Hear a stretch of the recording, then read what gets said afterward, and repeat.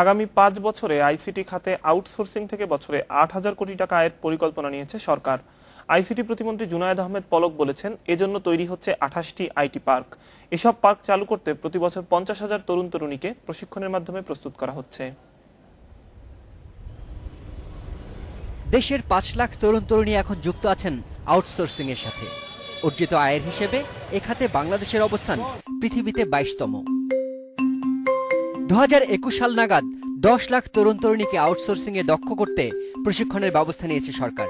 এক্ষেত্রে সহায়তা দেয়া প্রতিষ্ঠানগুলোর একটি অগমেডিক্স বাংলাদেশ। যুক্তরাষ্ট্রের এই স্বাস্থ্য সেবাদানকারী প্রতিষ্ঠানে প্রশিক্ষিতরা গুগল গ্লাসের মাধ্যমে সরাসরি আমেরিকান চিকিৎসকদের সহকারী হিসেবে কাজ করবেন। ট্রেনিং ম্যাটেরিয়াল যেগুলো ডেভেলপ করা হয়েছে আমাদের জন্য, আমরা শুধু তার সাথে পরিচিত হচ্ছি। সরাসরি লাইভ যেটা যে লাইভ ডাক্তারের সাথে কথা বলা, সেই পর্যায়ে আমরা এখনো যাই নাই, তবে শীঘ্রই হয়তো আগামী মাস থেকে শুরু হবে সেটা। ভালোই লাগছে, খারাপ লাগছে না, কারণ আসলে এনভায়রনমেন্ট খুব ভালো এবং সুযোগ সুবিধা অনেক ভালো। আগামী 5 বছরে বাংলাদেশ থেকে 7,000 জনবল নিয়োগ দেবে প্রতিষ্ঠানটি। অগমেডিক্স বলছে, বাংলাদেশ থেকে এই সেবা নেওয়ার জন্য এরই মধ্যে তালিকাভুক্ত হয়েছেন যুক্তরাষ্ট্রের প্রায় 1,000 চিকিৎসক। We're looking for thousands of people আমরা এমপ্লয় করতে চাই as a remote medical scribe, যারা everyday দিনে 8-10 ঘন্টা 5 days a week আমেরিকান ডক্টরের সাথে কাজ দিবে, সাপোর্ট করবে। হ্যাঁ, কিসে সাপোর্ট করবে? মেডিকেল ডকুমেন্টেশনে সাপোর্ট করবে।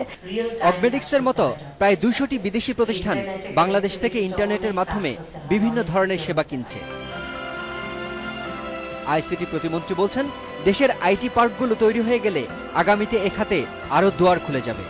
এছাড়া fibre optic high speed internet 2018 সালের মধ্যে ইউনিয়ন পর্যায়ে পৌঁছে গেলে আউটসোর্সিং এর সাথে যুক্ত হতে পারবেন গ্রামের তরুণ তরুণীরাও। ফলে এ খাতে আয় বাড়বে 10 গুণ। আমরা 21 সাল নাগাদ শুধু আউটসোর্সিং থেকে আমরা $1 বিলিয়ন আমরা প্রত্যাশা করছি। যদিও আমরা এই মুহূর্তে $100 মিলিয়ন আমরা আইটি আউটসোর্সিং থেকে মানে ফ্রিল্যান্সিং থেকে আয় করছি, তবে এটাকে আরও 10 গুণ বাড়ানো সম্ভব। মন্ত্রী জানান, এ খাতে নারীর অংশগ্রহণ বাড়াতে শি পাওয়ার প্রকল্প সহ বিভিন্ন প্রকল্পের মাধ্যমে তরুণীদের প্রশিক্ষণ দেওয়া হচ্ছে। 2030 সাল নাগাদ এ খাতে নারীর অংশগ্রহণ 50% করতে চায় সরকার। শিমুল বাশার, ইন্ডিপেন্ডেন্ট নিউজ, ঢাকা।